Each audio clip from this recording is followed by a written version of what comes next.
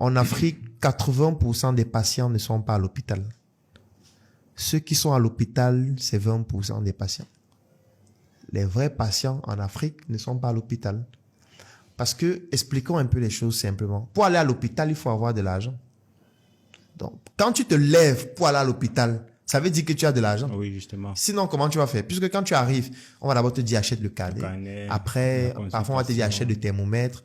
On va te dire paye pour la consultation. Ok, tu t'assois pendant un certain nombre de temps en fonction de l'hôpital où tu vas.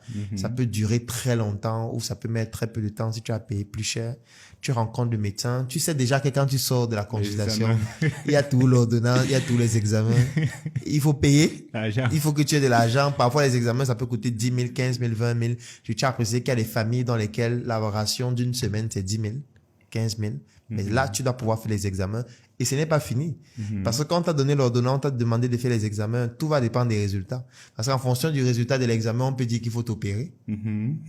Et je ne sais pas où tu vas prendre l'argent pour qu'on t'opère parce que ça peut coûter 500 000, 300 000, 1 million, ainsi de suite. Donc, du coup, psychologiquement, comme nous sommes dans une société dans laquelle il n'y a pas de sécurité sociale, ni de couverture santé universelle réelle, il y en a une, mais pour moi, est-ce qu'elle est vraiment efficace? Il faut poser la question de manière profonde pour comprendre. Donc, les gens ne partent pas à l'hôpital. Les malades ne partent pas à l'hôpital. Donc, quand quelqu'un a un problème, il va boire le jus des feuilles de mangue, il va prendre les pépins de papaye, il va faire bouillir, il va boire, il va masser son dos avec l'os du gorille, il va se battre, tu vois. Il va essayer de trouver toutes les solutions possibles pour que ça puisse guérir. C'est quand il n'y arrive pas, il va maintenant se faire aider peut-être par un praticien. Je suis pas en train de dire que la médecine traditionnelle ne fonctionne pas, hein. Au contraire, on peut faire tout un podcast dessus. Mais on va essayer des choses sur lui parfois par des personnes qui n'ont pas l'expertise nécessaire pour le faire. Et c'est quand ce sera déjà très grave qu'on n'aura plus le choix, qu'on va le conduire à l'hôpital. Donc c'est pour ça que je dis que plus de 80% des patients ne sont pas à l'hôpital. Ils sont dans la société. Oui, et au-delà même de ceux qui sont en train d'essayer, il y a d'autres qui sont malades, mais d'autres types de maladies. Parce qu'on a l'impression que le malade, c'est juste le palu, le diabète. Non.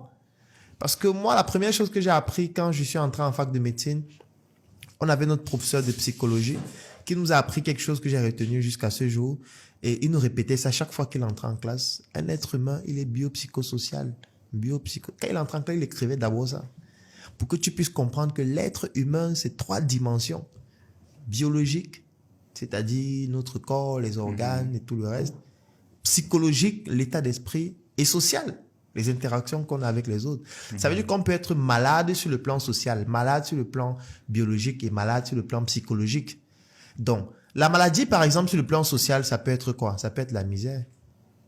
Parce que si quelqu'un est misérable, si quelqu'un n'arrive pas à manger de manière convenable, parce qu'il n'a pas de moyens, parce qu'il n'a pas de travail, parce qu'il est au chômage, ça veut dire que la première conséquence, c'est quoi? Il n'arrive pas à bien manger.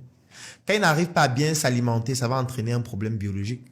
Donc, on parle d'une maladie sociale qui entraîne une maladie biologique. La maladie biologique aura forcément aussi une influence sur l'état d'esprit. Même l'état social ou la maladie sociale aura un impact sur l'état d'esprit. Parce que quand tu es pauvre, ça veut dire que ta voix ne compte pas.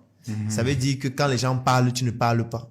Ça veut dire que quand tu arrives dans un snack, on offre à boire, tu ne peux pas ouvrir le premier, puisque ce n'est pas toi qui as acheté. Mais tu as peur que si tu ouvres, on va dire que bon, comme tu as donc ouvert, c'est toi qui vas payer la facture. Donc du coup, tu es dans un état d'esprit dramatique. Ça veut dire que tu n'as aucune décision à prendre. Il y a un pasteur qui disait que quand tu es pauvre et misérable, il y a même certains types de positions que tu ne peux pas demander à ta femme de prendre.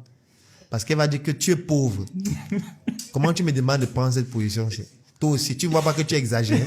Donc c'est pour dire quoi? C'est pour dire que les vrais malades en Afrique ne sont pas à l'hôpital. Ils sont dans la société là-bas. Ils lisent l'heure. Ils sont devenus l'heure. Donc moi, j'ai décidé d'aller là-bas où ils sont. Leur dire que les gars, ce n'est pas perdu. Rien n'est perdu. Il y a encore des solutions. Et j'ai donc commencé à partager mes connaissances avec eux. J'ai commencé à partager mon savoir-faire avec eux. J'ai commencé à faire des choses pour leur montrer que si vous pensez que ce que je dis ne fonctionne pas, voici une preuve que ça fonctionne. Voilà un projet qu'on a fait. Voilà une marque de chips qu'on a lancée. Voilà une marque de textile qu'on a lancée. Voilà telle entreprise qu'on a fait. Vous voyez comment on l'a fait. Vous savez que vous pouvez aussi le faire. Parce que tant que vous allez rester dans la misère, dans la pauvreté, vous ne pourriez pas être en santé. C'est impossible d'être en santé. Il n'y a aucun paracétamol qui soigne la misère ou la pauvreté.